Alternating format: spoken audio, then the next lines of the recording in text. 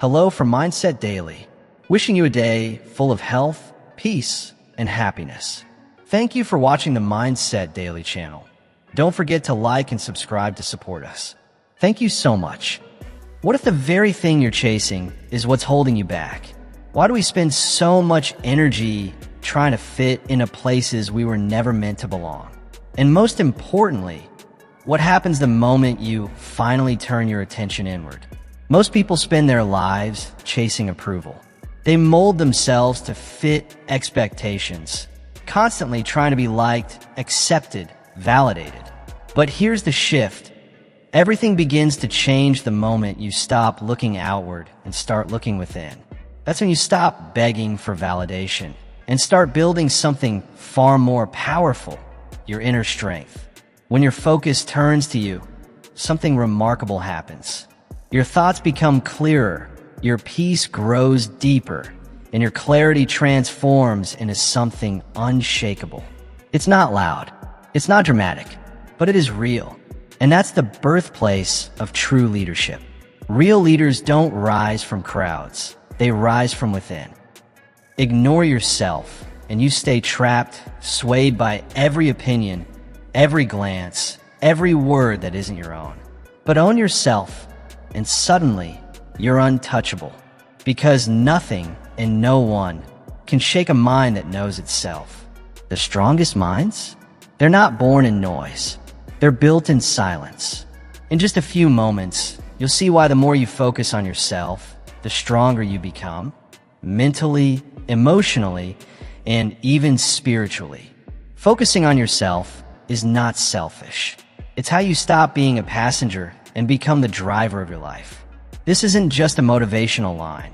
It's a foundational law of success. Most people live reactively. They move through life pulled by distractions, twisted by opinions, and led by the noise around them. Day by day, they surrender their direction, waiting for permission, for applause, for luck.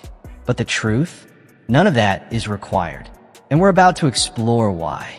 But every now and then, there's a rare kind of person. Someone who makes a quiet yet powerful decision to stop chasing the noise and turn inward. To shift the focus like adjusting a camera lens, not toward the world, but toward their own thoughts, beliefs, and behaviors. That moment? It's not loud, but it's life-changing. Because when that person chooses to look within, they begin to shape their own destiny. Not through force, but through awareness. Something almost miraculous begins to unfold. They stop identifying with the masks they've worn to fit in. They no longer cling to the image carefully crafted to please others. Instead, they begin to see something far more real, the raw, unfiltered truth of who they are and the vast potential lying dormant, just waiting to be awakened. They begin to notice their patterns, how they respond under pressure, the words they speak to themselves in silence, the way they treat their dreams, whether with respect or neglect. And with that awareness comes something very few people ever truly gain: clarity. And clarity? That's where real transformation begins. Because clarity brings control. And control, calm, intentional control, is the first brick in the foundation of power. When you learn to control your thoughts, your reactions, your emotional energy, you no longer get swept away by every storm. You become immune to the chaos around you. You stop absorbing the anxiety of others. You no longer react to every spark that's thrown your way. Instead, you begin to move deliberately, guided not by impulse, but by purpose. And that, right there, is when your strength starts to become visible, not just to you, but to the world. There's ancient wisdom in Proverbs 4 verse 23 that captures this truth perfectly. Guard your heart with all diligence, for from it flow the springs of life. Your heart, your inner world, is the wellspring from which everything else flows. If your inner world is confused, your outer life will reflect that same confusion. If your mind is scattered, your results will be just as fragmented. But when your heart is guarded, when your thoughts are focused and intentional, Then your life begins to reflect clarity, power, and peace. Florence Nightingale understood this principle deeply. She didn't just care for the sick. She anchored herself in purpose from within. Florence Nightingale was born into privilege. By all societal standards, she had every reason to stay silent, to remain comfortable, to live a life of ease. Expectations were clear. She was to host elegant gatherings, marry well, and stay quietly in the background. But she chose something radically different. She didn't listen to the world around her. She listened to something deeper, the voice within. That inward awareness stirred something sacred, something undeniable. She felt a divine call, not to be seen, but to serve. And that internal clarity gave her the courage to step into the harshest conditions. War hospitals, bureaucratic resistance, and the chaos of outdated medical systems. Imagine if she had allowed the noise of the world to drown out her conviction. How much healing would have been lost? How much progress would have never come? But because she focused inward, she brought healing outward. Her strength came not from applause, but from alignment. And now, it's your turn. Your destiny isn't something you find out there. It's not hidden in approval, applause, or external validation. Your path, your power, it begins within. The people you admire, the ones who've left a mark, they didn't rise through luck or popularity. They looked inward. They asked hard questions. They identified what needed to grow, what needed to be released, and what needed to be built from the ground up. And then, without the need for permission or spotlight, they worked. Quietly, daily, with relentless purpose. So begin now, not tomorrow, not when it's convenient. Start right where you are. Start by paying attention to your attention. Where does it go? Are you constantly observing others, comparing, reacting? Or are you intentionally shaping yourself each day? The world doesn't need another person bending to fit in. It needs clarity. It needs depth. It needs someone fully present in their purpose. It needs you, clear, focused, and powerful. Your true strength begins with where you choose to place your focus. And the moment you turn it inward, you stop floating through life, you start steering it. You take the wheel. You take ownership. To focus on yourself isn't selfish, it's strategic. It's recognizing that without a strong foundation, the structure of your life, your goals, your relationships, your impact won't stand for long. Build it from the inside. Start now. When you take a step back to rebuild yourself, to realign with your inner world, the world will often misunderstand you. Some will call you selfish. Others may say you're self-centered. But let them talk. Because what they label as selfish is, in truth, sacred. The one who neglects their inner world, their thoughts, their heart, their spiritual health, will eventually find themselves with nothing of real value to give to the outer world. You can't serve from a place of depletion. And yet, we live in a culture that glorifies the grind. We celebrate non-stop hustle and wear exhaustion like it's something to be proud of. People boast about their burnout, as if it's proof of commitment. But here's the truth. You cannot pour from an empty cup. When your energy is drained, you're not living, you're surviving. You start making decisions from a place of fear, not faith. You chase urgency instead of walking with purpose. But when you shift your focus inward, when you begin to nourish yourself spiritually, emotionally, and mentally, everything changes. You don't just function, you flourish. You no longer operate from desperation, but from overflow. And that overflow, it touches everything. Your relationships deepen. Your influence begins to grow naturally. Your energy becomes magnetic. Why? Because your foundation, your inner alignment, becomes unshakable. It's not about ego. It's about inner strength. Philippians 4 verse 13 reminds us of this truth. I can do all things through Christ who strengthens me. That strength isn't some fleeting burst of magic. It's not granted in a moment of ease. It's forged like steel and fire. True strength is built through challenge, through repetition, through discipline. It grows each time you choose presence over panic, peace over pressure, intention over impulse. That is how inner power is formed, not overnight, but day by day. Strength isn't something you sit around and wait to feel. It doesn't arrive like a gift dropped at your doorstep. No, it's something you build one intentional choice at a time. Every day, you're either building your strength or surrendering it. You train your mind to stay steady. You condition your responses to remain calm under pressure. You make the bold decision to resist distractions, even when they scream for your attention. And over time, that discipline becomes your weapon. That focus becomes your power. Look at the story of George Washington Carver. He wasn't born into privilege. He wasn't handed influence. He wasn't given an easy path. Born into slavery, with nearly no access to formal education, he had every reason to give up. But instead, he chose to build, starting with nothing more than the dirt beneath his feet. He rose to become one of the most respected scientific innovators of his time, not because the world cleared a path for him, but because he created one with determination, vision, and quiet resilience.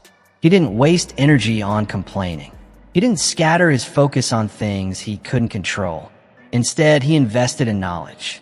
He preserved his energy for innovation, not irritation. And because he chose growth over noise, the world had no choice but to recognize his brilliance. And now, that same choice lies in front of you. Every single day, you're given a fork in the road. Will you scatter your energy outward, try to be everything for everyone, exhausted, distracted, deluded? Or will you direct that energy inward, focusing like a beam, strengthening the person who holds the power to impact everything around you? Training your body isn't just about building muscle.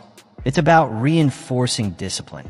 Reading isn't just about absorbing facts. It's about expanding your perspective, your imagination, your understanding of what's possible.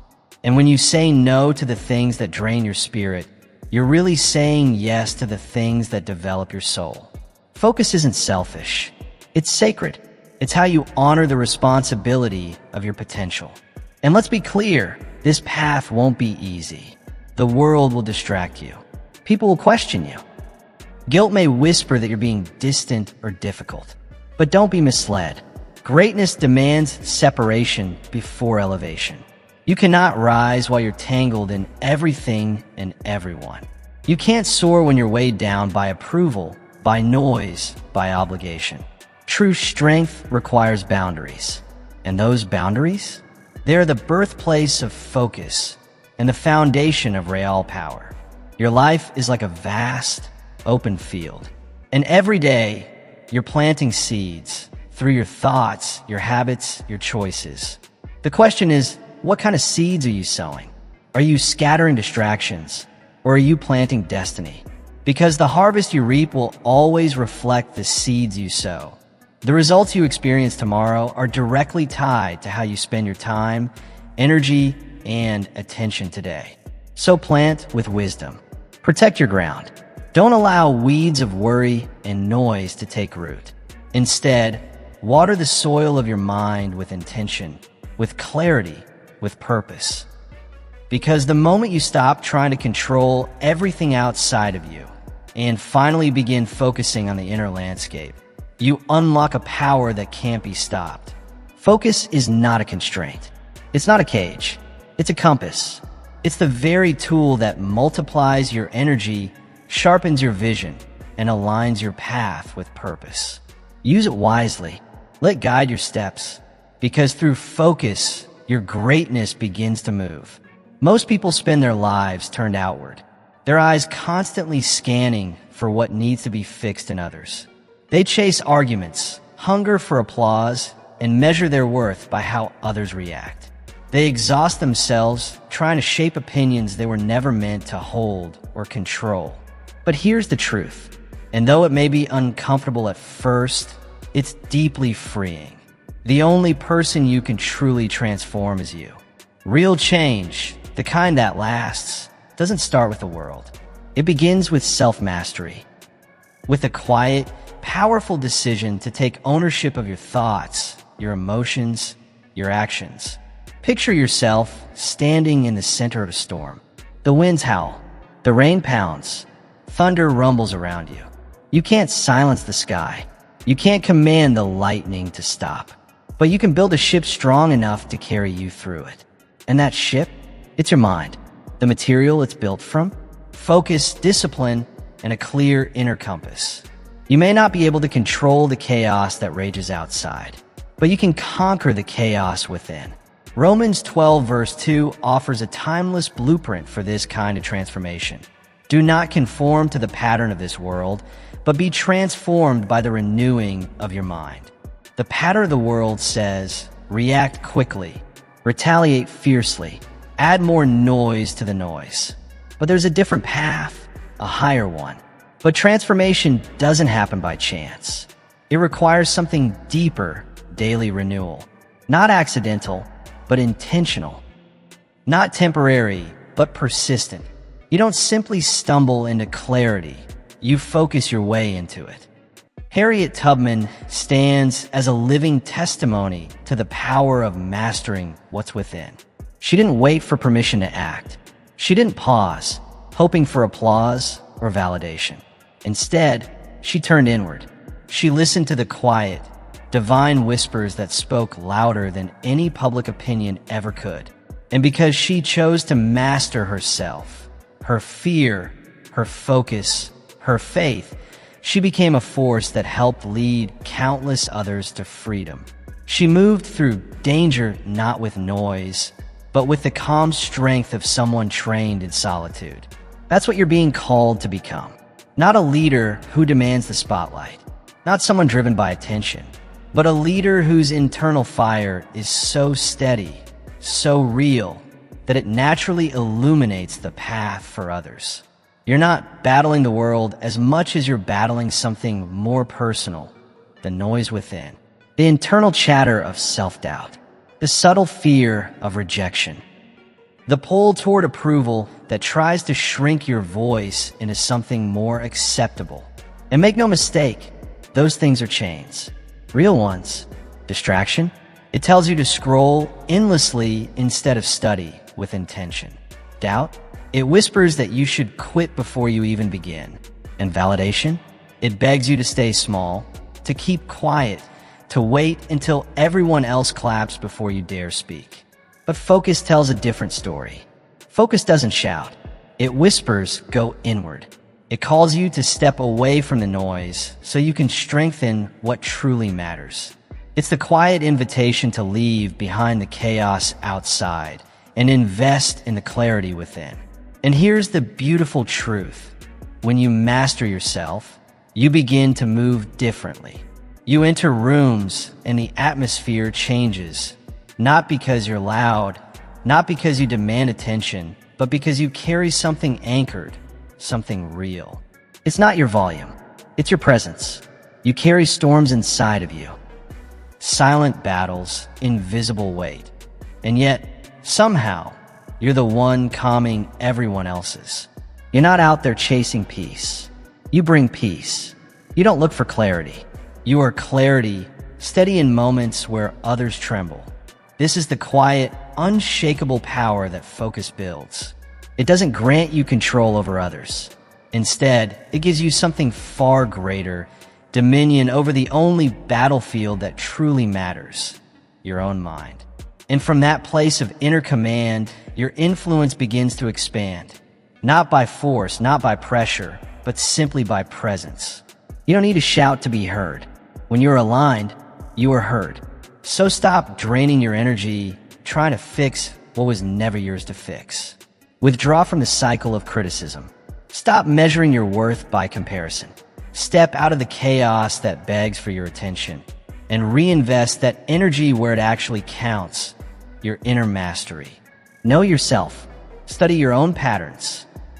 Pay attention to how you think, how you speak to yourself, what beliefs you carry that no longer serve you.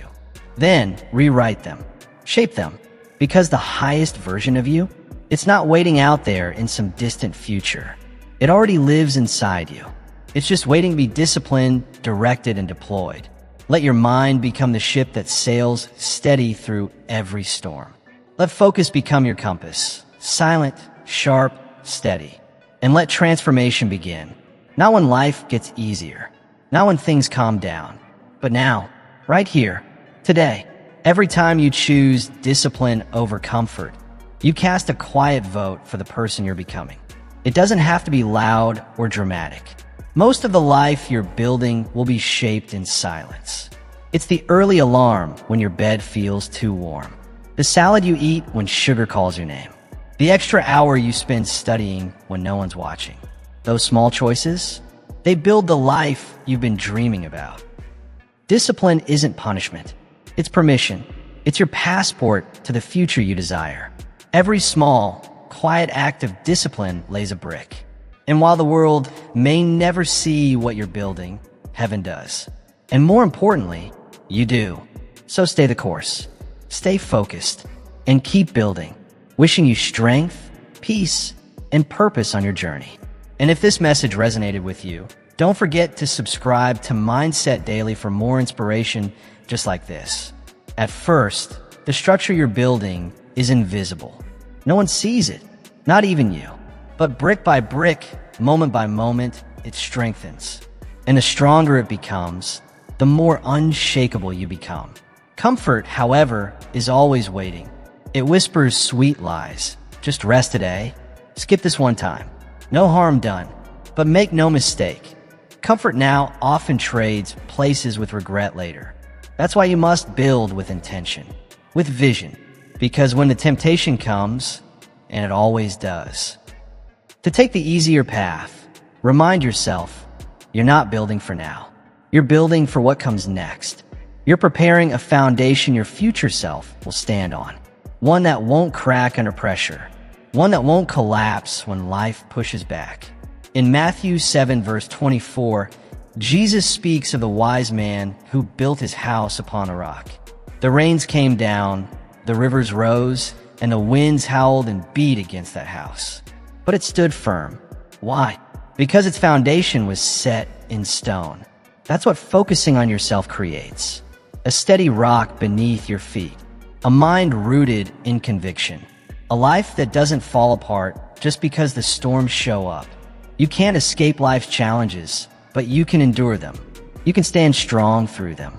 Because your inner structure, your habits, your mindset, your purpose is solid. Booker T. Washington knew this truth firsthand. Born into slavery, he was given no privilege, no access, no path paved before him. But what he did have was will.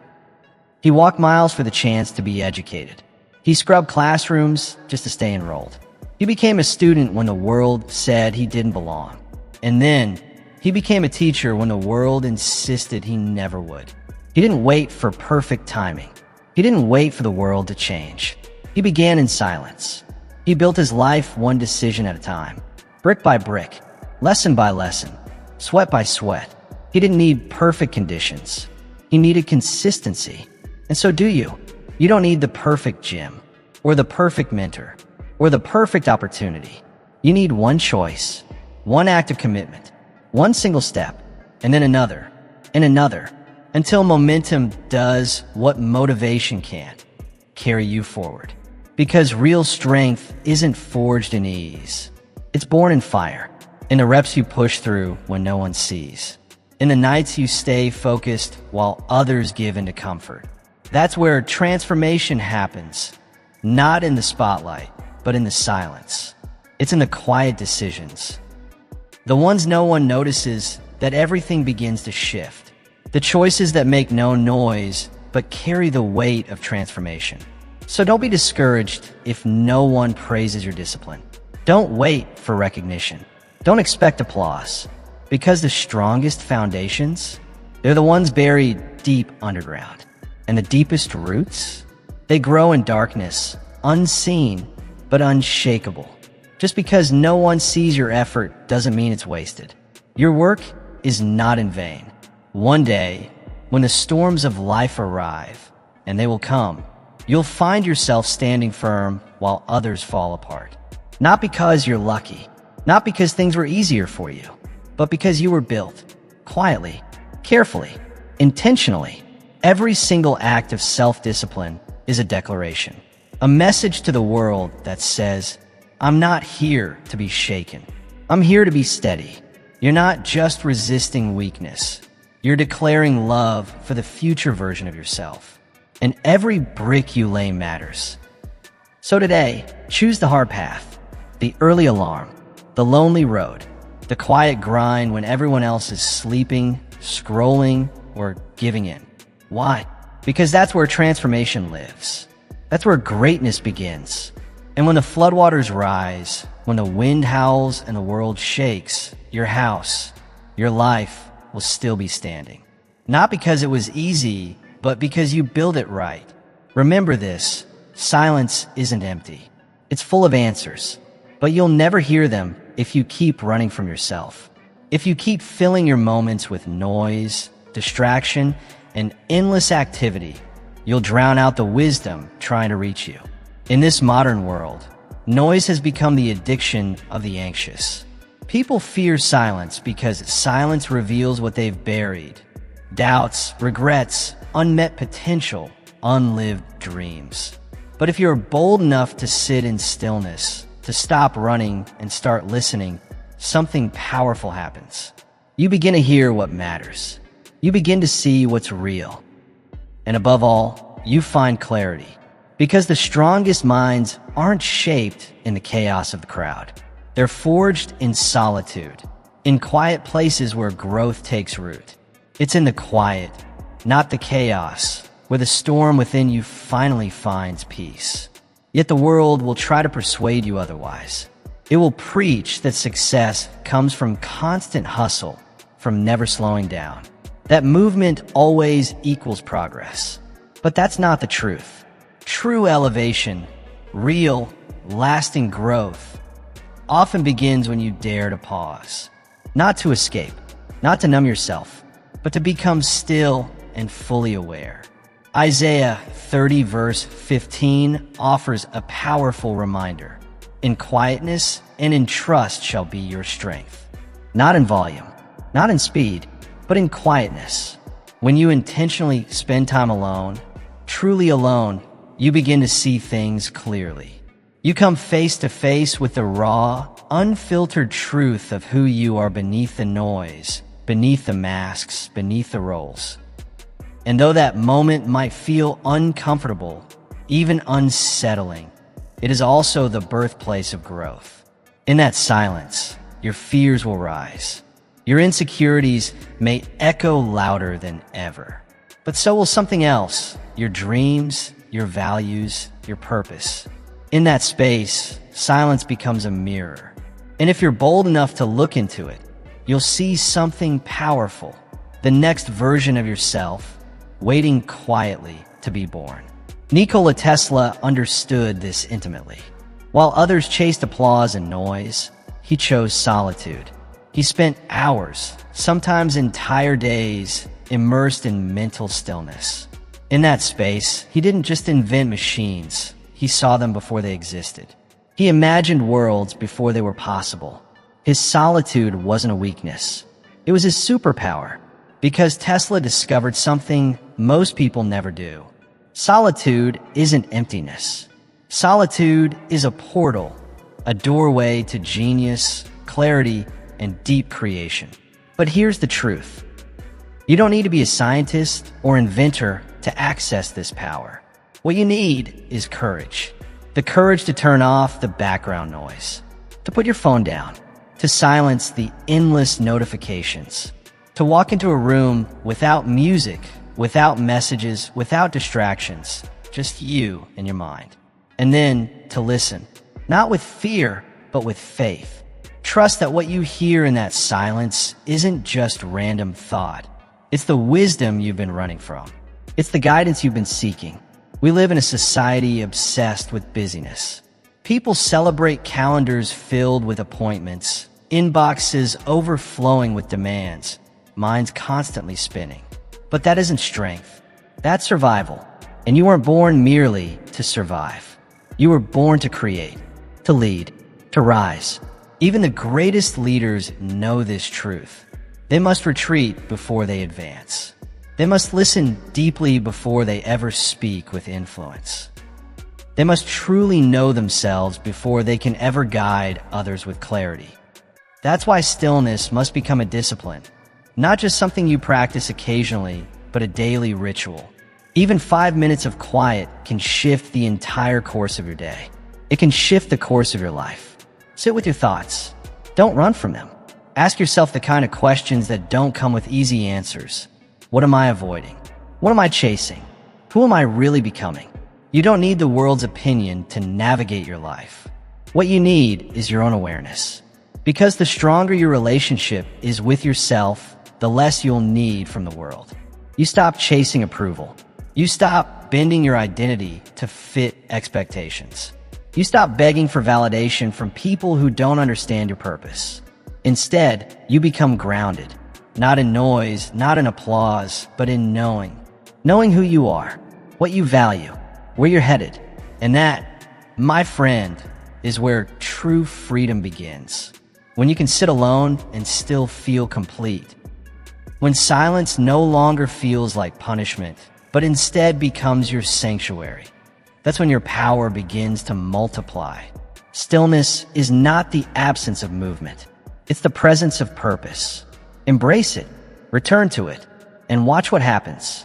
Your mind begins to sharpen. Your perspective deepens. Your focus strengthens like never before.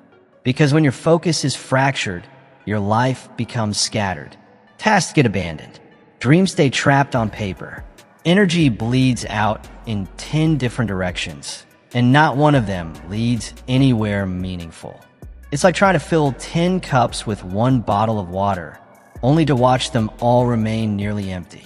But when your focus becomes singular, when it's channeled toward growth, toward mastery, toward one meaningful pursuit, something powerful happens. Momentum begins to build. And with momentum, power becomes inevitable. Just like a river that carves its way through stone, not through force, but through steady, consistent direction. Your life begins to transform when you aim your energy with intention. It won't happen overnight, but make no mistake, it will happen. The river doesn't move quickly, but it moves relentlessly. It doesn't rush. It refuses to stop. And that's what separates the average from the exceptional. Most people dabble. They try a little of this, a little of that. They start a business, then walk away when it gets hard. They set goals, but never follow through. They begin new disciplines with fire, only to abandon them in silence. The result? A life scattered in fragments, pieces of potential stretched across time, left incomplete. But real power isn't found in starting. It's found in finishing. It's not built in curiosity alone, but in commitment. Completion, not effort, creates impact. James 1 verse 8 gives a sobering reminder. A double-minded man is unstable in all his ways. That kind of instability doesn't come from evil. It comes from lack of focus. The unfocused man says yes to everything. He pivots too quickly. He walks away from the difficult path the moment it stops feeling convenient. And because of that, his life never stabilizes. Focus is what brings structure to chaos. Focus is what builds strength that lasts. When you choose one goal, just one, and pursue it with full intention, things begin to change. The universe begins to respond. Doors open. Unexpected resources show up. People begin to take you seriously, not because you're lucky, but because you're clear. You're no longer sending mixed signals. You've declared your direction. You've decided who you are and where you're going. And direction? Direction creates alignment. Think of Thomas Edison. He didn't change the world by being vaguely interested in everything. He didn't chase every idea that crossed his mind. He found one obsession, innovation, and gave it his full attention. Thousands of experiments, countless failures, years of persistence. But because he stayed the course, because he chose focus over distraction, he didn't just invent the light bulb. He lit the world. And that same power, the power of staying the course, lives in you. That kind of impact, the kind that shapes industries, inspires generations, and shifts history, isn't reserved for the so-called geniuses. It's reserved for the focused. What if instead of switching paths the moment things got hard, you stayed the course?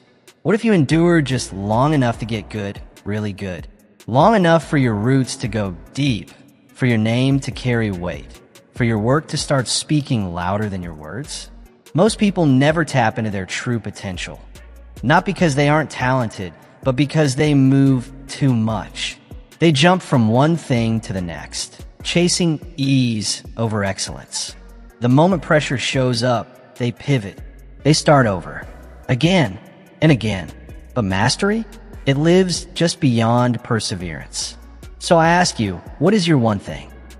What's the one pursuit that sets your soul on fire? So much so that you'd sacrifice for it, fight for it, and stay with it when no one's watching. Choose it, write it down, declare it, and then eliminate everything that doesn't align with it. Cut the distractions. Say no to the noise. Filter your focus like your future depends on it, because it does. That's what it means to focus on yourself. Not in a scattered, reactive way, but in a strategic way. Every single day, pour your energy into your mission. Let every action echo your purpose. Let every hour reflect your priorities. And when doubt creeps in, as it will, return to your decision.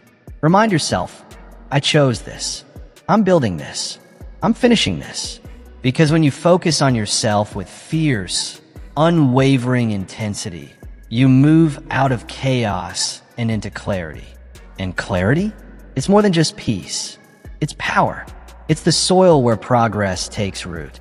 It's where confidence grows and transformation begins to take shape. So choose your target. Lock in. Stay steady. Let your focus become unshakable. And watch how the world starts to respond. Not to who you wish you were, but to who you became through commitment. Learn to protect your focus like a fortress. Not with walls of bitterness or defensiveness, but with discipline, with boundaries, and with unshakable standards that reflect your vision.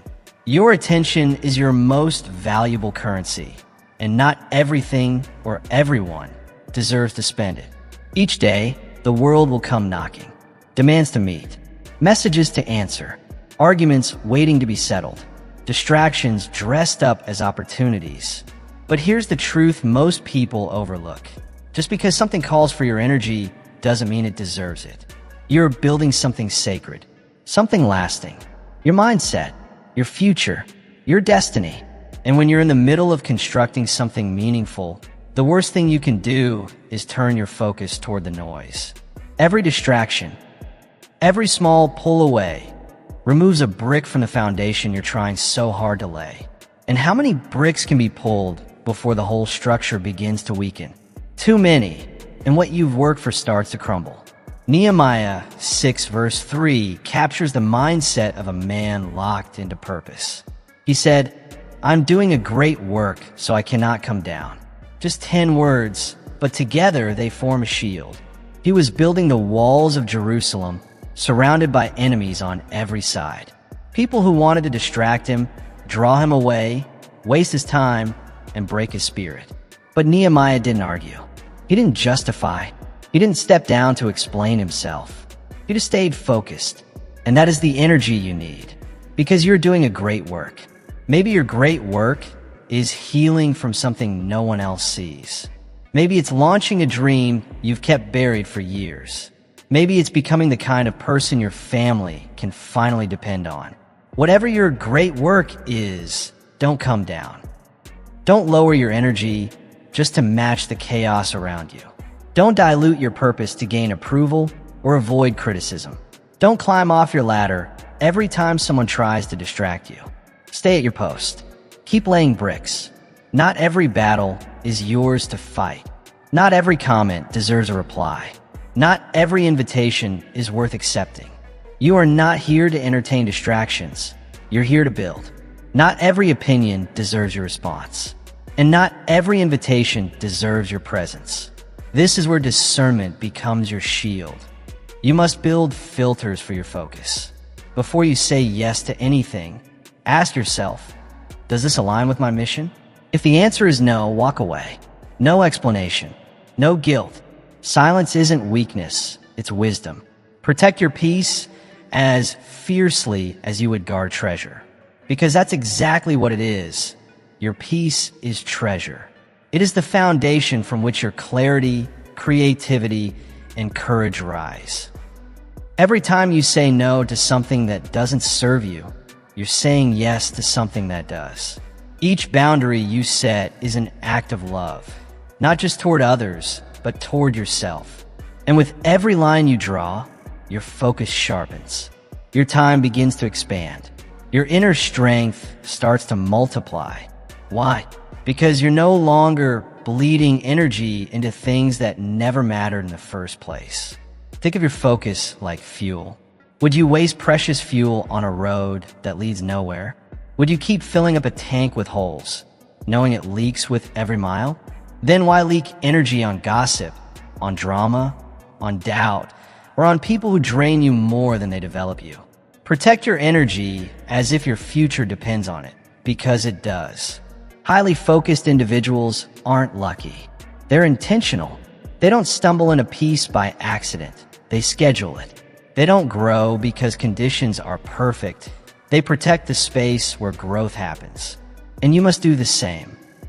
Create sacred zones in your life, spaces where distractions are not allowed. Maybe it's a quiet morning routine, a dedicated block of deep work in the afternoon, or an evening where your phone is turned off and your attention is fully yours. Whether it's 30 minutes or 3 hours, build that mental fortress. And once you do, watch how quickly things begin to shift. Because the moment you become protective of your focus, everything starts to return. Your energy refills. Your mind clears. Your pace quickens. And your results? They begin to multiply. You are doing a great work. Don't come down. To truly focus on yourself means stepping into full honesty. No more sugarcoating. No more denial. No more finger pointing.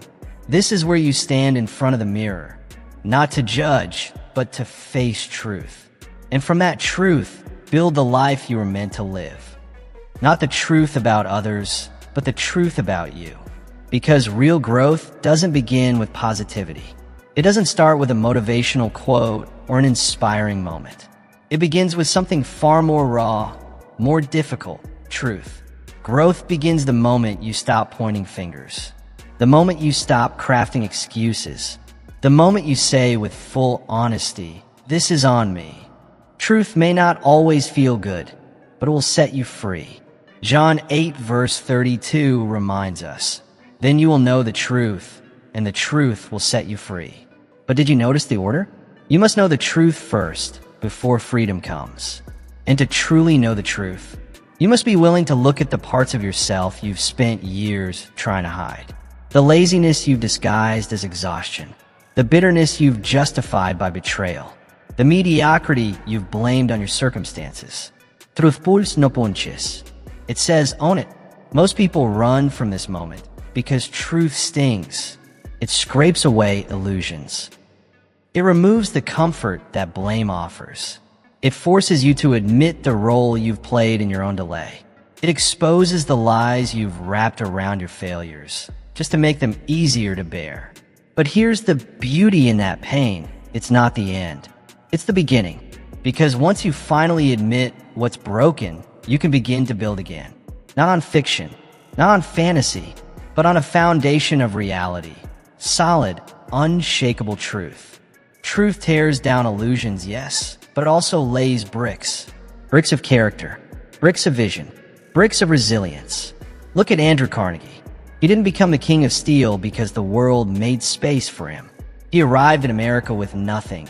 Poor, invisible, unconnected. But he refused to stay a victim. He didn't complain, he studied. He didn't wish, he worked. He didn't wait, he built.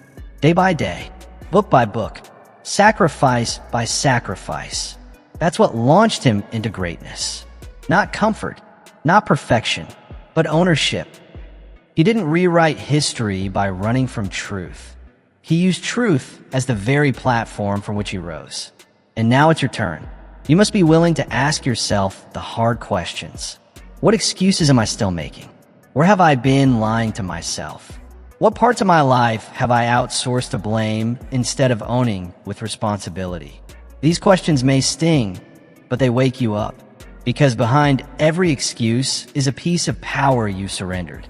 And the moment you reclaim it, everything begins to change. And once you call it out, once you name the excuse, the blame, the delay, you take your power back. Radical responsibility isn't about shame. It's not about punishment. It's about sovereignty.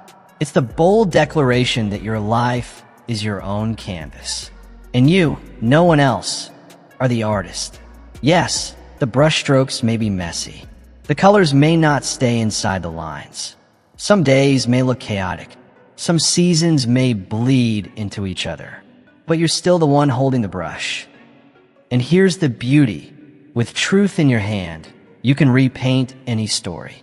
When you take full responsibility, your life stops being rigid. It becomes malleable, flexible, changeable. You're no longer stuck in the story that was handed to you. You're no longer a victim of your past, of your upbringing, of your circumstances.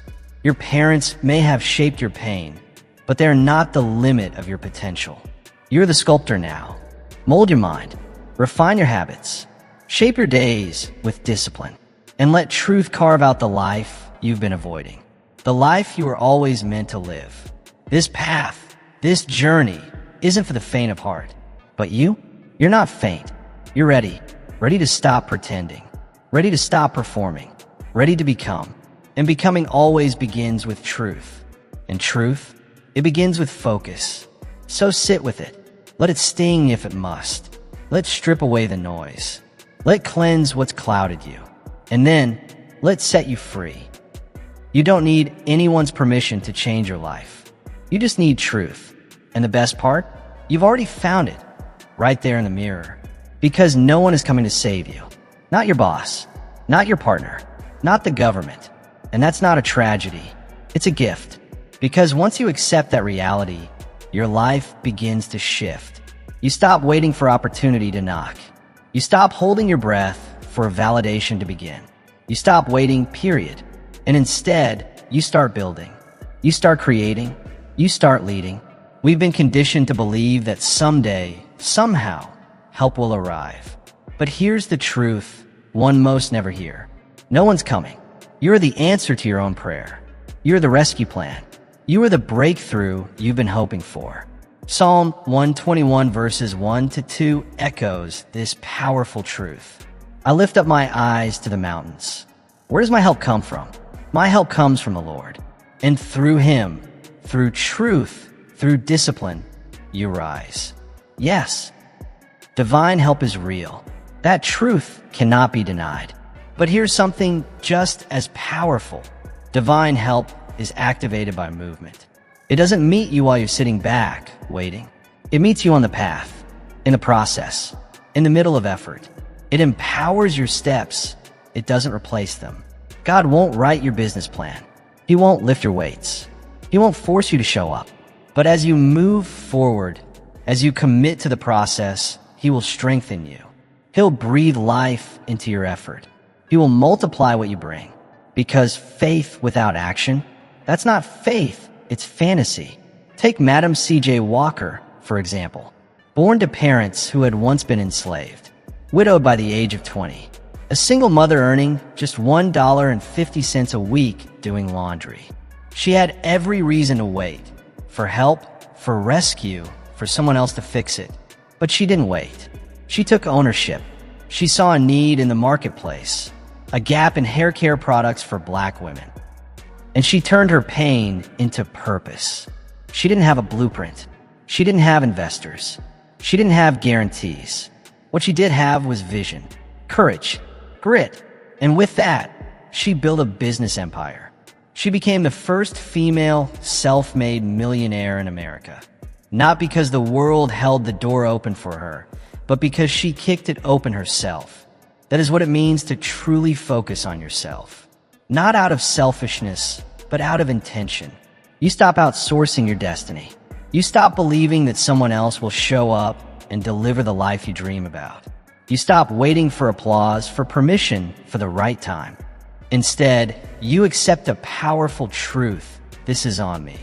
My mindset, my discipline, my energy, my effort. No more blaming. No more stalling. No more hoping someone else sees your value. You must see it first, and then you must act on it.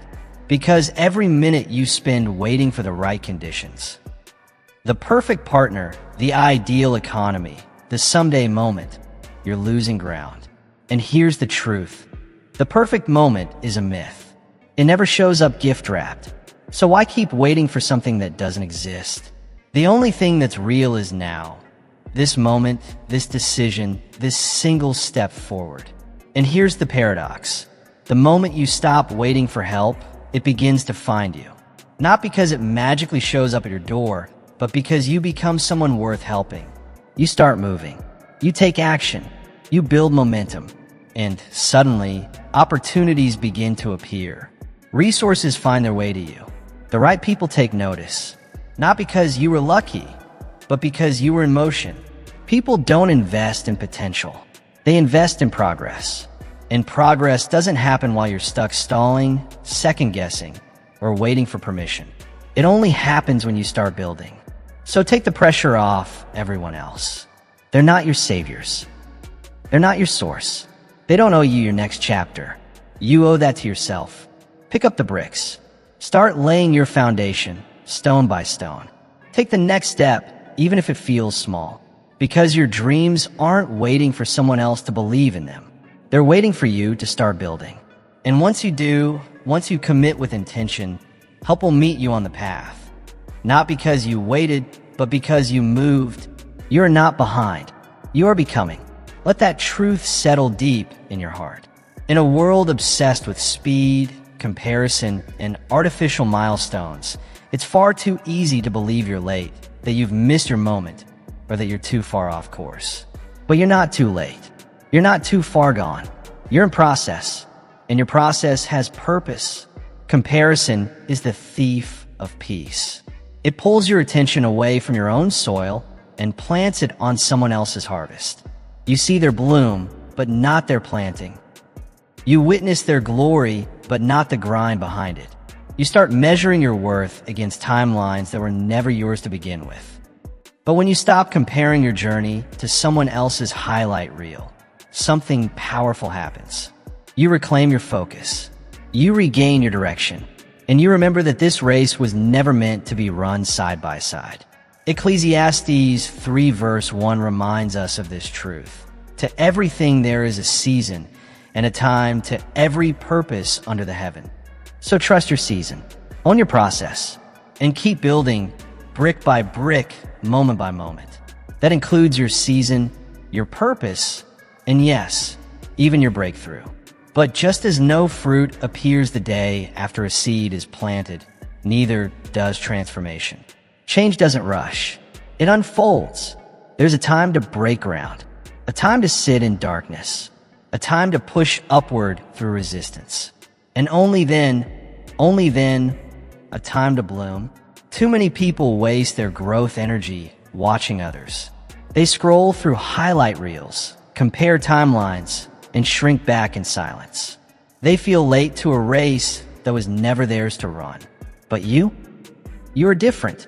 You've begun to understand what most overlook. Greatness isn't microwaved, it's marinated. It's cultivated slowly, in silence, through discipline, through consistent effort, in the quiet hours, in the unnoticed work, in the setbacks no one applauded. Every obstacle you've faced wasn't just a delay, it was a teacher. Every detour carried a lesson you couldn't learn anywhere else. Every failure carved roots so deep they'll hold the weight of what's coming. Because without those roots, any success would be fragile, temporary, shallow, easily shaken. But with those roots, you can stand tall, not just because you grew, but because you grew deep. So stay planted. Stop trying to rush the timeline. Stop uprooting your progress just because it doesn't look like someone else's. Water your own vision. Feed it with truth. Protect it from doubt. Shine light on it through hope and action. And most of all, trust the process. Because the process isn't here to punish you. It's here to prepare you. When you focus on yourself, not out of ego, but out of true commitment, you begin to see the progress. Quiet, steady, undeniable, not always loud, not always dramatic, but always real. Day by day, you rise. Inch by inch, you improve. Step by step, you build. And like the seed, you don't question the soil. You trust it. Because deep down, you know, something powerful is growing even if it hasn't broken through the surface yet. It just pushes through. No drama. No spotlight. No applause. It simply grows. So must you. And then, one day, without warning, without fanfare, you'll look around and realize you've become. You didn't bloom because you chased the perfect moment. You didn't bloom because everything lined up. You bloomed because you trusted the process. Because you stayed when others quit. Because you believed when it was hardest to believe. And that kind of bloom, it doesn't fade. It multiplies. So no, you are not behind. You are blooming on time. In your time, in divine alignment. Your only job now is to stay focused on your own ground. To water your soul with discipline. To guard your vision from comparison, to protect your dream from noise and doubt, and to trust fully that what you're building, even if still unseen, is unfolding exactly as it should. Because when you focus on yourself, not from ego, but from commitment, you don't just grow, you blossom. And strength? Strength begins the moment you decide to stop waiting and start moving. We've been conditioned to believe in perfect timing, as though success depends on the stars aligning, on inspiration striking, or on someone finally giving us permission to begin. But the truth? Perfection is a myth. Waiting is a trap. There will never be a perfect moment. Not the perfect day. Not the perfect mood. Not the perfect circumstance. The people who win in life aren't the ones who wait to feel ready. They're the ones who act anyway. They don't wait for clarity. They create it. Through motion. Most people don't stall out because they lack potential. They stall because they lack initiation. They delay decisions. Postpone progress. Argue with themselves in the name of more preparation. And all the while, their momentum dies in silence. But a mind that's trained to act, even in discomfort, especially in uncertainty, that mind becomes unstoppable. It doesn't beg for permission. It doesn't wait to be led. It leads. Proverbs 13 verse 4 declares, "The soul of the sluggard craves and gets nothing, while the soul of the diligent is richly supplied." So be diligent, be disciplined, be focused, and move, because your moment isn't waiting. You are craving without action. It's just a dream decaying into regret. The longer you wait, the heavier that dream becomes until it no longer inspires, it burdens. But diligence gets results. Diligence multiplies what motivation merely promises. You don't build a strong mind by thinking about it. You build it by commanding yourself to move, even when it's hard, especially when it's hard. So how do you build that kind of strength? You train your responses. You train your standards. You stop waiting for energy to magically appear, and you generate it through small, consistent acts of discipline. You stop giving yourself escape routes and commit to one clear direction. You wake up at the time you said you would. You show up for the task, whether you're inspired or exhausted. You stop negotiating with laziness. You lead yourself like a general leads an army, decisively, deliberately, without excuses. Look at Elizabeth Blackwell. She was rejected by nearly every medical school she applied to. And even after she finally gained acceptance, she was mocked, doubted, and reminded daily that medicine was not a woman's field. But she didn't let those external voices drown out the one voice that truly mattered, the one within. She didn't wait for permission to pursue her mission. She prepared. She applied again. She faced down adversity, not because it was easy, but because her mission was greater than her comfort. And in doing so, she became the first woman in American history to earn a medical degree. Her courage didn't just change her life. It opened the door for thousands who followed. Did she feel brave every single day? No, but she acted anyway, because her purpose mattered more than her mood. And that's the difference. Strong minds don't follow feelings. They follow purpose. The more you move, the more momentum builds. The more you act, the more energy you generate. Waiting drains you. Movement fuels you. So stop stalling. Stop rationalizing the delay. Stop lying to yourself that the right time is somewhere out there in the future. There is no perfect moment coming. There is only now. And now, when met with intention, becomes powerful. Because your future isn't waiting for motivation. It's waiting for you. Your future is not waiting for motivation. It's waiting for you to plant your feet, draw the line, and start moving. Command yourself. Let yourself move your feet now, because real strength doesn't arrive when the timing is perfect. It shows up when your discipline becomes louder than your doubt, when your desire to grow outweighs your fear of discomfort. Your strongest mindset begins the very moment you begin. So begin. Focus on yourself, not just by chasing progress, but by creating personal standards that refuse to shrink just to make life easier. This world is filled with shortcuts, hacks, loopholes, and easy exits. And every one of them is a trap. They whisper comfort, but deliver compromise. The moment you start adjusting your standards for convenience, you enter a silent negotiation with mediocrity. And mediocrity? It doesn't just visit. Once it's in, it stays. It settles. It spreads. And if you're not careful, it takes over everything. The strength of your mind is tied directly to the strength of the line you draw and how fiercely you protect it. You cannot build a sharp, resilient mind with soft, inconsistent commitment. The standard you uphold in private is the result you showcase in public. And the biggest threat to your future success? It's not some major failure. It's compromise. It's that quiet, dangerous voice that whispers, "Just this once. No one will notice. You've been doing so well, take a break." But you will notice. And when your inner integrity starts to erode, it doesn't scream, it slips. One skipped discipline becomes a habit. One broken promise becomes a mindset. And excellence? It doesn't collapse overnight. It bleeds out slowly and silently through lowered standards. Colossians 3 verse 23 offers the blueprint. Whatever you do, work heartily, as for the Lord and not for men.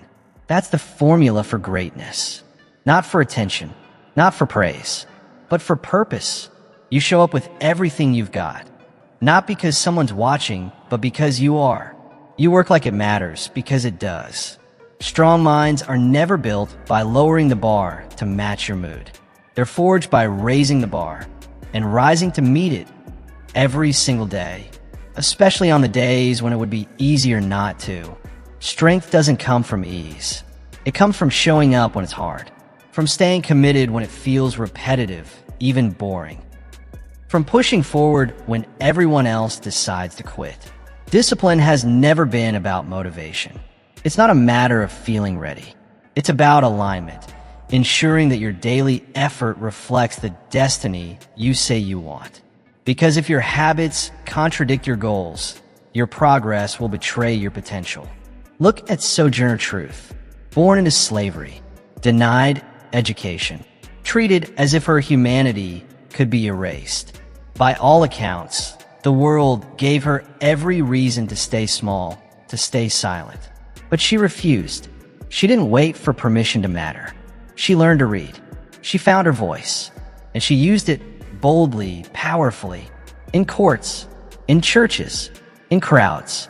Not because society welcomed her, but because she set a standard for herself that would not shrink to fit injustice. Her life was far from easy. Her path was never straight, but her standards? Unshakable. She did not bend to fear. She did not bow to comfort. She rose in purpose. And generations were changed because she refused to lower her bar. You must do the same. Set a standard so high it makes your comfort zone uncomfortable. One that demands your best, even when no one's looking.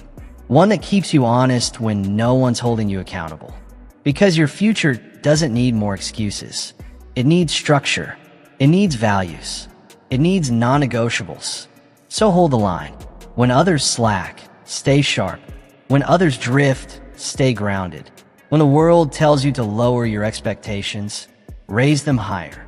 Because the ones who refuse to shrink become the ones who lead. And if you can stay faithful to your standard, even when the reward isn't obvious, even when progress feels slow, you'll find yourself standing tall when others fall. Not because you were lucky, but because you were aligned. Excellence isn't earned in the spotlight. It's forged in silence, built when no one's watching, brick by brick, choice by choice, day by day. So choose today. Who are you becoming? Then let your daily effort reflect that answer, consistently, relentlessly. Self-focus becomes real strength the moment you begin speaking to yourself with the authority of a leader, not a critic. Because your life doesn't just rise and fall on your circumstances. It rises or falls on the tone of your inner voice. Most people speak to themselves in quiet whispers of doubt, of complaint, of insecurity. I'm not ready. I'll probably fail again. Why would this time be different? And then they wonder why their lives feel small, chaotic, or powerless. But everything changes when your self-talk shifts from fear to faith, from limitation to leadership. Because the voice you use with yourself matters more than the voices you hear from others. Why? Because no one talks to you more than you do. You're the most consistent speaker in your life. Your words shape your thoughts. Your thoughts shape your actions. And your actions create the reality you live in. That's why victim language is so dangerous. I can't. I always fail. I'm not good enough. These aren't just fleeting thoughts. They're declarations. And declarations, over time, become realities. Mark 11 verse 23 makes this power clear.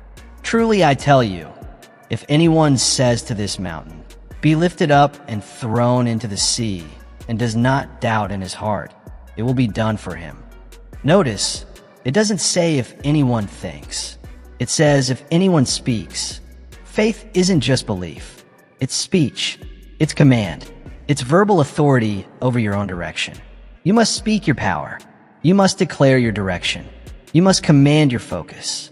Because self-focus doesn't stop at awareness. It evolves into articulation, into clarity. You start each morning not with passivity, but with presence. Not asking, what do I feel like doing today? But declaring, this is who I am. This is where I'm going. You command your morning with purpose. You speak discipline into your body. You speak vision into your spirit. And from that declaration, your day begins to rise. Your internal dialogue isn't just noise in your head. It becomes a strategic weapon when trained. A force that shapes your reality from the inside out. Ida B. Wells lived this truth out loud. At a time when silence was safer, when blending in could protect you, and when apathy was the easy choice, she chose voice instead. She didn't whisper. She investigated injustice with fearless intent. She wrote with boldness. She challenged systems. She stood in rooms where women, especially black women, were neither welcomed nor expected, and yet she stood with conviction. She spoke with fire, not because the world handed her a platform, but because she refused to silence herself. Her voice moved mountains. It shook institutions. It changed laws. It pierced through indifference and stirred sleeping consciences. But here's the truth. Before she ever addressed the world, she had to speak to herself. That's where all transformation begins. So, let me ask you, what are you saying to yourself? Are your words laying bricks of strength or cracks of self-doubt? Are you rehearsing your limitations, or are you declaring your purpose with boldness? Your inner dialogue is not neutral. It's either a cage or a key. And the most powerful part? You hold it. To train your voice is to train your identity. It's not just about what you say to others. It's about what you repeat to yourself when no one's around. So speak as the person you are becoming, not as the one you've been. Talk to yourself like a leader would. Firm but compassionate. Clear but inspiring. Honest without being harsh. Never passive. Never pitiful. Command your thoughts like soldiers on a mission, because that's what they are. Your thoughts are the infantry of your future. And here's the secret most never learn. When you declare something with enough consistency, something shifts. Your spirit begins to listen. Your body starts to align. Your habits take shape. Your decisions begin to reinforce your direction. What was once resistance becomes reinforcement. What was once hesitation becomes momentum. Because action flows from affirmation. So speak excellence. Speak boldness. Speak truth and vision and integrity. Say what you seek and then step forward into it. Because your voice is not just for motivating others. It's for anchoring yourself. It's the steering wheel of your focus, the volume knob of your belief, and the echo chamber of your destiny. And the way you speak to yourself today, that's the foundation of who you become tomorrow. Lead yourself with words that lift, not limit. Begin to speak to yourself like the champion you were born to become. Not someday now, because focusing on yourself also means forgiving yourself. And make no mistake, forgiveness is not weakness. It's not softness. It's wisdom. Why? Because until you let go of what's behind you, you'll never be able to reach what's ahead of you. So many people aren't stuck due to a lack of skill or drive. They're stuck because they're entangled in their past, replaying mistakes, rehearsing shame, dragging emotional weight behind them like chains they've forgotten how to unlock. It's not their talent that's the problem. It's the tangle. Shame doesn't just whisper lies, it halts your movement. It freezes the momentum trying to rise within you. Regret plays on a loop. Guilt echoes like a broken record. And the more you replay the mistake, the deeper it digs into your identity. But here's the truth you must grab onto. You are not your past decision. You are your next decision. And the faster you choose to accept that, the freer your mind becomes. You cannot lead yourself with chains wrapped around your feet. You cannot move forward while punishing yourself for yesterday. You must break them. 1 John 1:9 gives us divine clarity and reassurance. If we confess our sins, He is faithful and just to forgive us. That's not a suggestion. That's not a possibility. That's a promise. Grace is not something you earn. It's something you accept. And once it's accepted, it's not meant to keep you stuck. It's meant to propel you forward. Grace doesn't exist to enable guilt. It exists to empower growth. Forgiveness is not the same as forgetting. It's about releasing. Releasing the compulsion to punish yourself again and again. Releasing the cycle of shame that holds your potential hostage. Releasing the belief that your worth is tied to your worst moments. The strongest minds are not those who've never stumbled. They're the ones who've refused to keep living in the dust of those stumbles. They're the ones who've made a choice to extract wisdom from failure, to grow through what broke them, and to rise above what once defined them. Because the truth is this: you cannot build a future while trying to live inside the ruins of yesterday. And the moment you stop dragging those ruins forward is the moment you begin to rise. That's why self-forgiveness isn't just a suggestion, it's a foundation. It's the ground you need beneath your feet if you ever hope to move forward with strength. Clara Barton, the courageous founder of the Red Cross, once said something unforgettable. When reminded of someone who had wronged her deeply, she calmly responded, "I distinctly remember forgetting that." She didn't erase the past. She simply refused to relive it. She made a powerful choice, not to dwell on the wound, not to allow criticism to reroute her calling. She stayed focused, steady, unwavering. And because she did, she left behind a legacy that still ripples through time. Imagine for a moment, what if she had chosen shame over service? Silence over purpose? The world would have lost her light. The mission would have lost its founder. You must make the same choice. Stop keeping score of your mistakes as if they are trophies of who you used to be. Stop clinging to memories that weigh you down like anchors. You're not defined by your lowest moment. You are defined by your next action. That's where your real power lies. To forgive yourself is to lead yourself forward. It's the bold declaration, yes, I've fallen, but I've also chosen to rise. It's about directing your energy toward correction, not condemnation. Learn from your past, of course. Apologize when it's right. Repent with honesty, but then release it. Guilt does not grow you. It holds you. It traps you in loops of what could have been instead of what still can be. Understand this clearly. The quicker your mind learns to let go, the stronger it becomes. Because strength isn't just measured in what you can endure. It's measured in what you can release. Carrying what no longer serves you doesn't make you noble. It makes you heavy. You cannot build the future you dream of while living in the ruins of regret. You were never designed to stay stuck in your lowest chapter. You were meant to rise, to rebuild, and to rewrite your story from the ashes up. So forgive, not just once, but as often as necessary. Speak grace into your heart. Lead yourself with compassion. And when the old voice of shame comes whispering, simply say, "That's not who I am anymore." Because the moment you let go of what's behind, the doors of what's ahead swing wide open. And now, my friend, you are finally free to step into that future.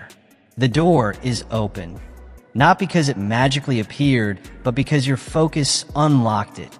A focused mind doesn't sit back hoping for clarity to arrive. It carves it out with vision. It builds it step by step, thought by thought, decision by decision.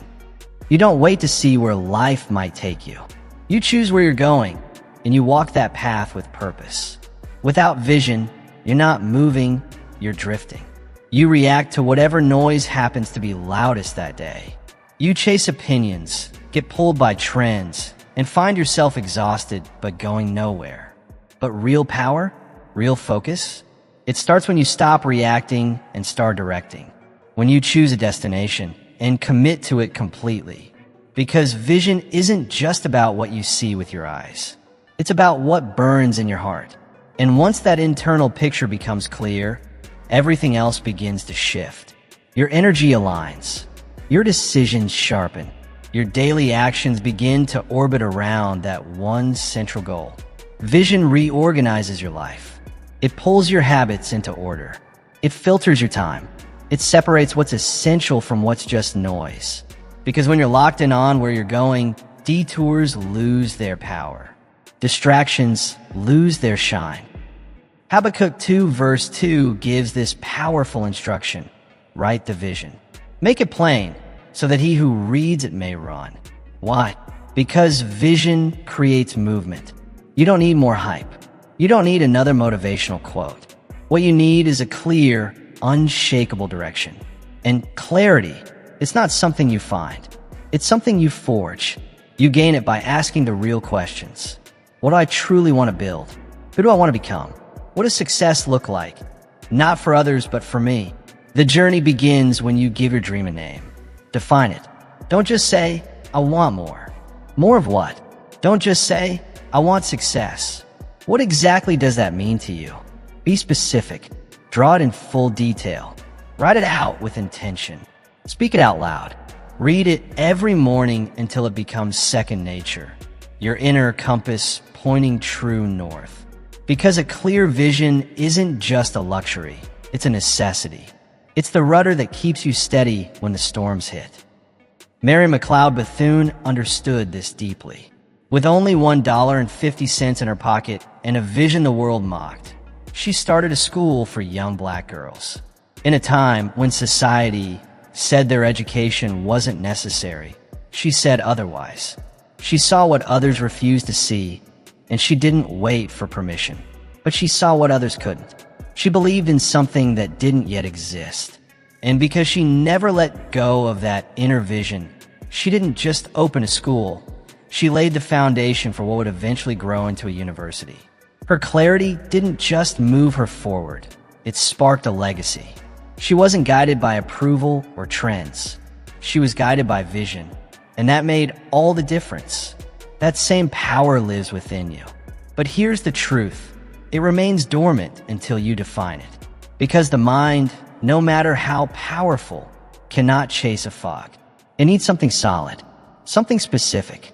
Vision gives your mind that form. It paints a target. And once your mind locks in on that target, your habits, your actions, and your thoughts begin to align. Suddenly, you wake up with purpose, not just going through the motions, but moving with meaning. You begin to act with intention, to choose with clarity, because every decision now flows through a filter. Does this take me closer to my vision? If yes, you act. If not, you let it go. Without vision, it's easy to settle for what's easy, to live by default instead of by design. But when your vision is clear, you stop chasing convenience and start building something meaningful. Vision won't remove the challenges. It won't make the road smooth, but it will make every step worth it. It becomes the anchor that holds you steady when life shakes. The compass that keeps you moving forward when distractions call your name. That's why you must write the vision. Make it plain, not just in a notebook or on a screen, but in how you live, how you plan, how you speak, and how you show up each day. Let your vision shape your calendar, your habits, your conversations. Let it become the lens through which you view your entire life. Speak it aloud. Live it daily. Build it relentlessly.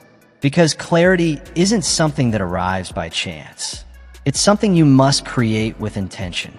And once you do, your mind stops spinning in circles and begins charging forward with direction, with drive, with determination. The more you focus on yourself, not selfishly, but strategically, the more you learn to release what's outside of your control. You no longer cling to outcomes you can't shape. You anchor yourself in purpose. And that's where true momentum begins. Life is filled with variables, timelines that shift without warning, results that arrive slower than expected, people who don't always show up the way we hope. And if your peace depends solely on how things turn out, you'll find yourself held hostage by uncertainty. You'll ride the roller coaster of outcomes, up when things go right, crashing when they don't.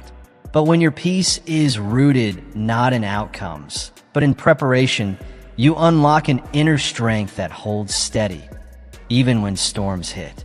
You can't control the weather, but you can build a ship strong enough to sail through it. And that's the shift that changes everything. Most people waste their energy trying to control the uncontrollable. They spend their time asking questions that offer no power. When will it happen? How will it unfold? Why hasn't it worked yet? But the more they obsess over the timing, the more they lose momentum. Because real peace isn't found in answers. It's found in action. It's not something you stumble upon. It's something you build, just like a muscle. Repetition after repetition. One focused effort at a time. Matthew 6 verse 34 speaks with timeless wisdom. Do not worry about tomorrow. Each day has enough trouble of its own. Worry doesn't block the storm. It simply drains your strength before the rain even falls. Your calling is not to micromanage the future. Your calling is to master today. That's where your power lives. Not in what's unknown, but in what's yours to shape. In your habits, your mindset, your daily preparation. So what does that look like in real time? It looks like waking up with intention, even when results are uncertain. It looks like refining your skills when no one is clapping yet. It looks like showing up with discipline, effort, and resilience, while loosening your grip on what you can't control. Because the more you pour into what is within your reach, your work ethic, your thoughts, your growth, the less power the uncontrollable holds over you. Helen Keller embodied this truth. Born both deaf and blind, she could have accepted limitation as her life sentence. She had every excuse to retreat, to settle. But instead of focusing on what she lacked, she doubled down on what she had. She didn't wait for life to adjust for her. She adjusted to life. She trained her mind, sharpened her senses, and pursued learning with relentless discipline. And through that focus, Helen Keller didn't just succeed. She redefined what the world believed was possible. She didn't wait for clarity to arrive like a lightning bolt. She created progress using imperfect tools, imperfect moments, and imperfect conditions. Her life is proof that legacy isn't born in perfection. It's born in unwavering focus, unshakable faith, and consistent preparation. You don't need all the answers to begin. You don't need everything to line up perfectly before you move. Let the outcomes take care of themselves. Your only job is to stay locked in, to show up with readiness, with discipline, with purpose. So, release your grip on when and how your breakthrough will come. Stop measuring your worth by results. Instead, prepare like success is inevitable. Because readiness is not a reaction, it's a responsibility. And when you meet the moment with full presence and preparation, results don't just happen, they gravitate toward you. Why? Because the world respects those who respect the process. When you carry yourself like someone ready, the world responds in kind. So train your mind to remain grounded. When the future feels murky, don't panic. Go deeper into the present. Root yourself in what you can do today. Anchor your energy in the now. Prepare like the opportunity is already yours. Let your actions speak so clearly that they drown out the noise of anxiety. Let your consistency become the loudest answer to every question your doubt tries to ask. Results are a byproduct. Your process is the priority. Detach from needing to control every outcome. Attach yourself to doing the work. That's when peace replaces panic. That's when clarity begins to emerge. That's when strength takes the place of stress. The storm will always come. But if your ship is ready, you won't be tossed, you'll navigate. You'll lead. You'll sail with direction. You don't have to predict the waves. You just have to master the helm. And that mastery, it starts with focus, with discipline, with order. Because discipline grows fastest in environments that support it.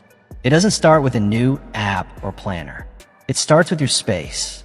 Your surroundings are the soil in which your habits take root. If your environment is noisy, cluttered, or chaotic, it will echo in your thoughts. Chaos outside creates chaos inside. But when you take authority over your space, you begin to take authority over your focus. Order isn't about perfection. It's about intention. And intention builds momentum. There's a powerful yet often overlooked connection between the order in your environment and the clarity in your thinking.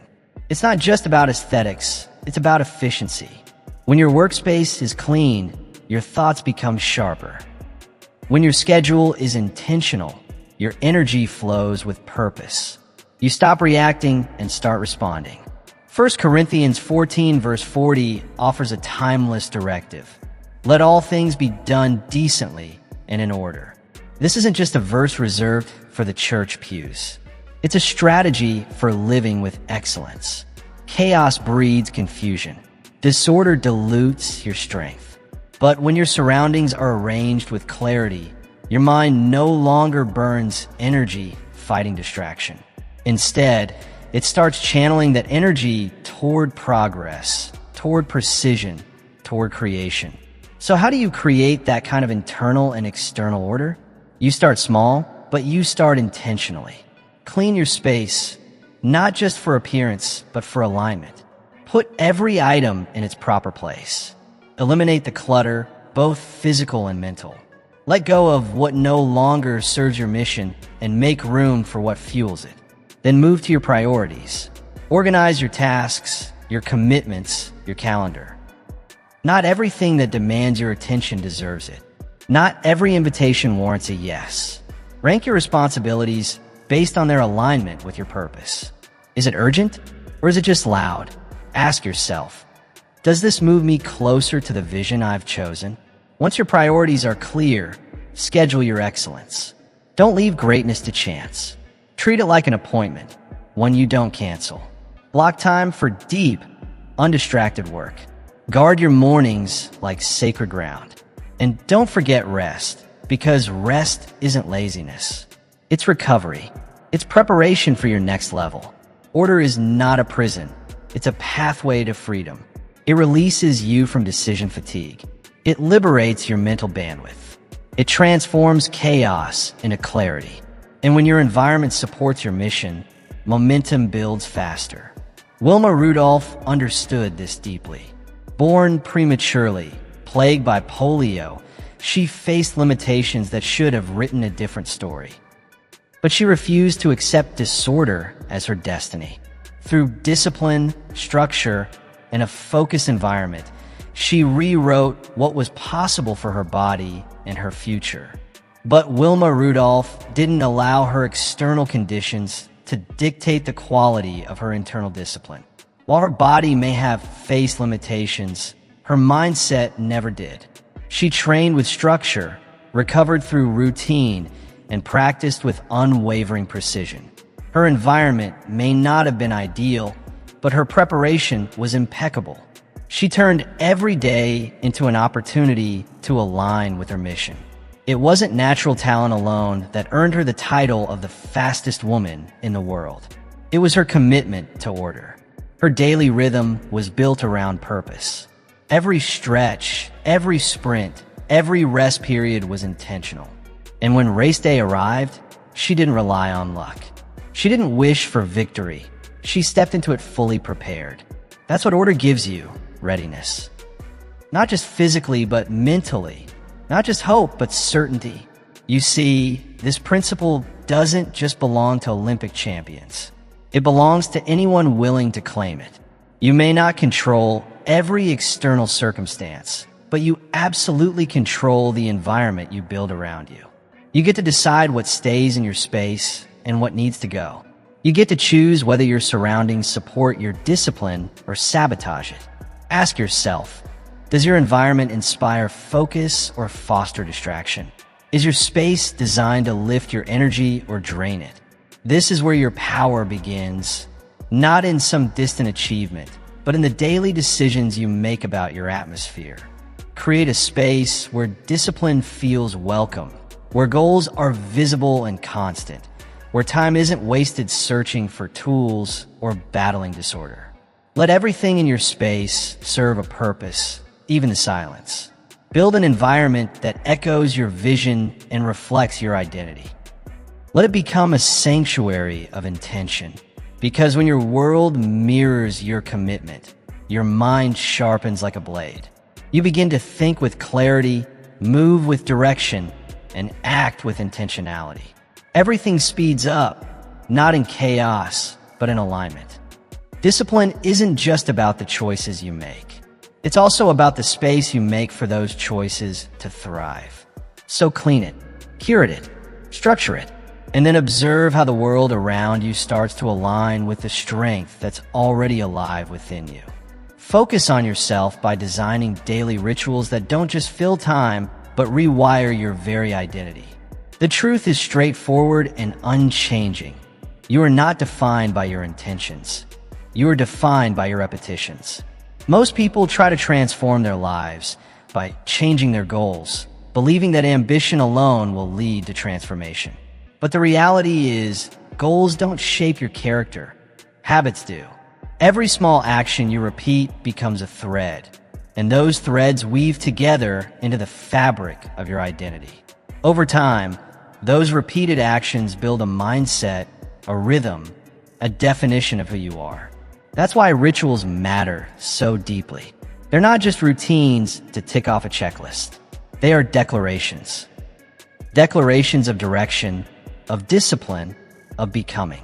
Every time you choose to rise early instead of snooze, every time you open a book instead of a distraction, every time you pause for gratitude instead of rushing into chaos, you're telling your brain, your body, in your future. This is who I am becoming. You're not just shaping your habits. You're shaping your standards, your confidence, and your legacy. Because what you do daily reflects what you truly believe. And those internal beliefs, nurtured in silence and repetition, eventually manifest as the reality you live. Galatians 6 verse 7 offers a timeless truth. A man reaps what he sows. Notice, it doesn't say dreams or desires or even praise for. It says sows. That means you harvest what you consistently plant. Sow effort, and you reap strength. Sow discipline, and you reap mastery. Sow laziness, and you'll reap regret. The future doesn't arrive by accident. It grows out of the seeds you plant with each repeated decision. So the question isn't, do I feel ready? The question is, am I showing up with the rituals that build readiness? You don't need more hype. You don't need another motivational video.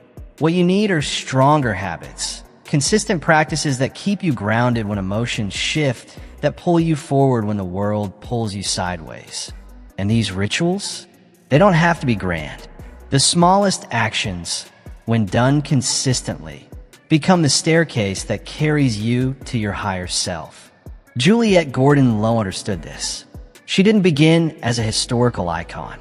She began with a vision and with structure. She gathered a handful of young girls and turned that simple act into what we now know as the Girl Scouts. Millions of lives changed, not through luck, but through the power of repeated purpose, through rituals of learning, leadership, and service. And if she could build that from so little, imagine what you can build. If you choose to anchor your life with rituals that reflect who you're truly becoming. She sowed vision into the hearts and minds of young women, not through lofty speeches, but through deliberate, repeated acts of purpose. Juliette Gordon Low didn't just speak about growth. She structured it. She sustained it. She lived it. And now you must do the same. Build your day, not around tasks or distractions, but around the person you are determined to become. Wake up early, not to impress others, but to command your morning with clarity. Read, not to fill time, but to expand your thinking and sharpen your judgment.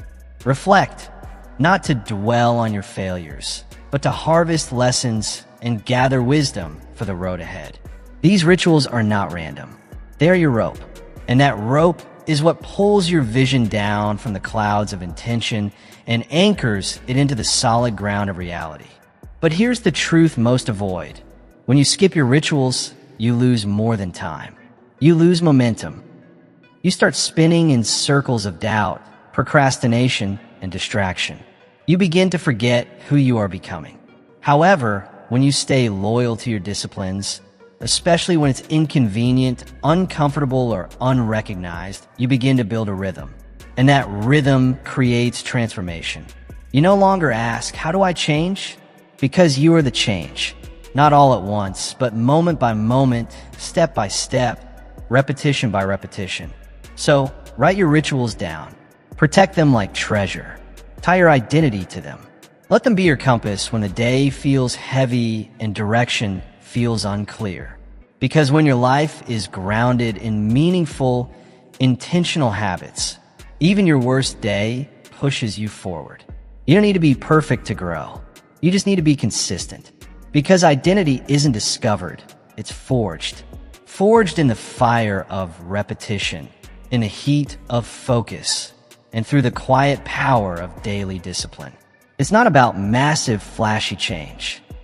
It's about steady, unshakable rituals. So start planting. Start pulling your goals into reality with every action. And over time, you'll look up and realize you become the person your dreams have been waiting for. The more you focus inward, the more powerfully you detach from the need for outward validation. This isn't pride. It's not arrogance. It's alignment, an inner knowing that you are enough and that your growth is rooted not in applause, but in purpose. Because once you become rooted in who you truly are, something powerful happens. You stop negotiating your value in rooms that fail to recognize it. You stop explaining yourself to people committed to misunderstanding you. Most people, out of habit or fear, dim their own light just to keep others comfortable. They minimize their presence, shrink their truth, and soften their voice. But you weren't made to blend in. You were made to shift the atmosphere. You were made to transform the room. Seeking validation is one of the most deceptive traps for those with potential. Why? Because it redirects your focus outward, where approval is fleeting, instead of inward, where your power resides. You become a mirror, reflecting others' expectations, instead of a light source that shines regardless of the audience. But when you choose to validate yourself from within, everything changes. Criticism begins to lose its sting.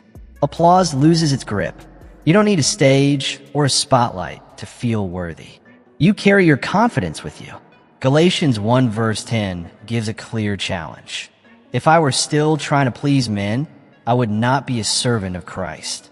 That's not just a spiritual principle. It's a strategy for focus. You cannot live in purpose if you're constantly shape-shifting to keep others happy. The truth is, walking your path will sometimes mean disappointing others. But it's far better to disappoint them than to abandon yourself. You must build your identity from the inside out. Not from praise, not from trends, not from anyone's checklist of what success should look like. Your identity must be anchored in values, strengthened in solitude, and proven through action. Because when it's built internally, it's untouchable. No rejection, no misunderstanding, no failure can strip it away. Look at Frida Kahlo. She existed in a time and in a body that made bold expression a challenge. But she didn't dilute herself to be accepted. She didn't seek permission to create. She painted her pain, her passion, her truth exactly as it was. And that truth was uncompromising. Her work wasn't softened for approval. It burned with raw honesty. Critics came. Some ridiculed. Some misread her. But none of it dimmed the flame inside her. She didn't wait to be seen. She created something that demanded to be seen. And that, too, is your call. Not to wait for acceptance, but to live and lead in such a way that your presence becomes undeniable. You must do the same. You don't need to raise your volume to be heard. You need to raise your clarity. Clarity about who you are, what you stand for, and the life you're committed to building. When that internal compass is strong, the external noise fades. The more certain you become on the inside, the less you need outside approval to feel secure. Because once you validate yourself from within, everything begins to shift. Your posture changes. Your walk carries quiet confidence. Your voice no longer trembles in the face of judgment. Your boundaries become solid lines instead of soft suggestions. You stop apologizing for taking up space, for being seen, for standing fully in your truth. This doesn't mean you ignore feedback or wisdom. It means you filter it through identity, not insecurity. You evaluate guidance, but you no longer absorb every opinion as truth. So how do you begin this transformation? You start by reminding yourself, daily, of what makes you valuable. Not because of what you've accomplished, but because of who you are at your core. Speak truth over yourself before the world has a chance to plant lies. Remind yourself that your worth was never tied to your productivity or your popularity. It's rooted in your presence, your purpose, and your potential. Affirm your value with words that carry weight. Stand firm in your convictions. Walk into every room like someone who doesn't need to be chosen, because you've already chosen yourself. Don't shrink to make others comfortable. Don't bend to gain approval. Don't dilute your depth for someone who can only handle the shallow. You weren't made to echo the world around you. You were made to reshape it. And when your validation flows from the inside out, the world doesn't give you confidence. It merely reflects the confidence you already carry. Your energy introduces you before your words do. So carry that energy like truth. Walk like power. Let it be the mirror that shows others what self-respect really looks like. Understand this. Focusing on yourself isn't just a season. It's a lifestyle. It's not something you practice only when you feel inspired or when the timing feels right. It's a daily decision, a commitment to excellence that holds even when the spotlight fades, even when motivation dips, even when the path feels routine. Because the moment you stop being intentional, the drift begins. And drift is quiet. It wears the disguise of rest, of ease, of just taking a break. But beneath the surface, it's pulling you away from your purpose. It lulls you into passivity while your potential waits, untapped. So choose clarity. Choose focus. Choose to show up again and again for the person you're becoming. Your mind, like any muscle, requires training. Without intentional effort, it doesn't stay sharp, it softens. It forgets its purpose. It wanders, gets distracted, and eventually surrenders to comfort. That's why focus isn't something you find once and keep forever. It's something you forge deliberately every single day. Discipline, despite how it feels in the moment, isn't a restriction. It's protection. It safeguards your mission from being diluted by distractions. It shields your future from being stolen by short-term impulses. As Hebrews 12 verse 11 reminds us, no discipline seems pleasant at the time, but later it yields a harvest of righteousness and peace. The key word? Later. The harvest is never immediate. It doesn't come wrapped in applause. It comes to those who persist, those who keep building even when the results are invisible. Progress doesn't always announce itself. Sometimes it's silent. But day by day, discipline carves a path. It shapes not just your performance, but your identity. The ones who stay committed while others quit, those are the ones who end up with something unshakable. You're not merely chasing wins or stacking achievements. You're shaping a legacy. And legacy isn't forged in a flash of brilliance. It's sculpted in silence, during the routines that seem mundane, the practices no one applauds, the habits that accumulate while no one is watching. The strongest structures, they aren't built in haste.